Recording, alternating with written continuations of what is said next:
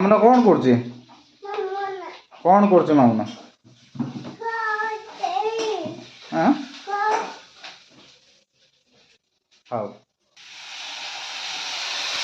Madam କଣ ଚାଲିଛି? ରୋଷେଇ ଚାଲିଛି। ଆଜି ଦେବ ନା ଖାଇତେ? ସକାଳୁ ରୁଟି ଦେଇଦେଲ ଆଉ ଭୋକ ଲାଗିଲାଣି। ରୋଷେଇ ଚାଲିଛି, ଛତୁ ମସଲା କରିଦବା। ଆଉ ଏଠି ପୋଇ ନାଡି ଅଛି, ଆଳୁ ଛତୁ ବାଗେଇ ରଖିଛି, ଏଠି ପୋଇ ପତ୍ର ପକେଇ ଭାଜିବା। ବହୁତ ଦିନ ପରେ ପୋଇ ଖିଆ ହେଲା।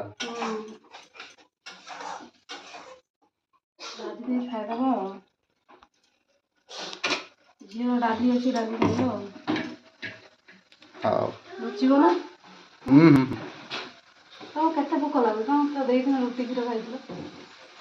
ହେଇଗଲା ଭୋକ ଲାଗୁଛି ଆଉ କେତେ ଭୋକ ଲାଗୁଛି କହିଲେ କଣ ହବ?